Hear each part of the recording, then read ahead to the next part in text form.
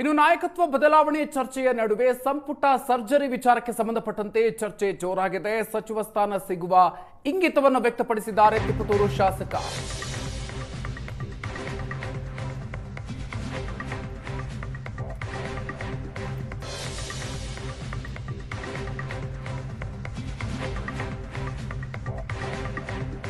ಸಚಿವ ಸ್ಥಾನ ಸಿಗುವ ಇಂಗಿತವನ್ನು ವ್ಯಕ್ತಪಡಿಸಿದ್ದಾರೆ ತಿಪಟೂರು ಶಾಸಕ ಷಡಕ್ಷರಿ.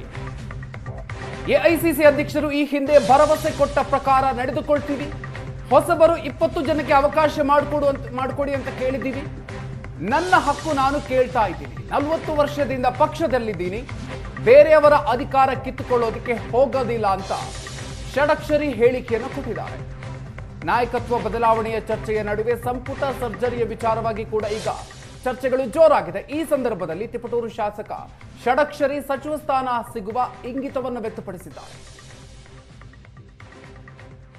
ಎಲ್ಲಿಗೆ ಹೋಗಿದ್ದು ಮುಖ್ಯ ಕಾರಣ ಮಹಿಳಾ ಬಿಲ್ ಅದನ್ನ ಮಂಡನೆ ಮಾಡಿದ್ರು. ನಾವು ಮಹಿಳಾ ಬಿಲ್ ಪರವಾಗಿ ಹೋಗಿದ್ವಿ. ಅದೇನಾಯ್ತು, ಇಂಟರ್ನಲ್ ರಿಸರ್ವೇಶನ್ ಬಂದಿದ್ರಿಂದ ಮಹಿಳಾ ಬಿಲ್ ನಿಂತೋಯ್ತು. ನಾವು ಆ ಉದ್ದೇಶಕ್ಕೆ ಡೆಲ್ಲಿಗೆ ಹೋಗಿದ್ದೇವೆ ಅಷ್ಟೇ, ಬೇರೆ ಇನ್ನೇನಿಲ್ಲ.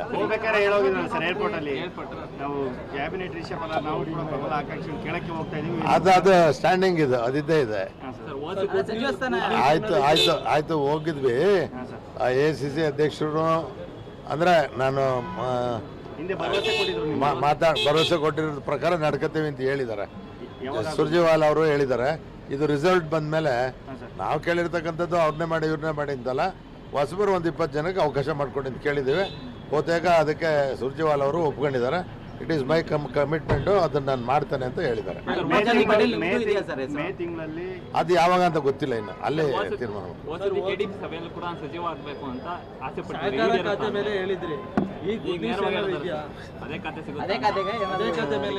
ಮೊದಲು ಮಂತ್ರಿ ಆಗುವಾಗ ಈಗ ಯಾಕದು ಹೇಳಿದೆ ಯಾವತ್ತು ಅಂದರೆ, ಅವತ್ತು ಇದೇ ಹೇಳಿದ್ದೆ. ಹಿಂದೆನೇ ನನ್ನ ಅನೌನ್ಸ್ ಮಾಡಿ ಸಹಕಾರಿ ಖಾತೆ ಅಂತಾನೆ ಗುರುತಿಸಿದ್ರು. ಅದರಿಂದ ಅವತ್ತು ಕೈ ಬಿಟ್ಟು ಹೋಗಿತ್ತು. ಅದರಿಂದ ಅದೇ ಕೊಡ್ಬೋದು ಅಂತ ನಾನು ಭಾವಿಸಿ.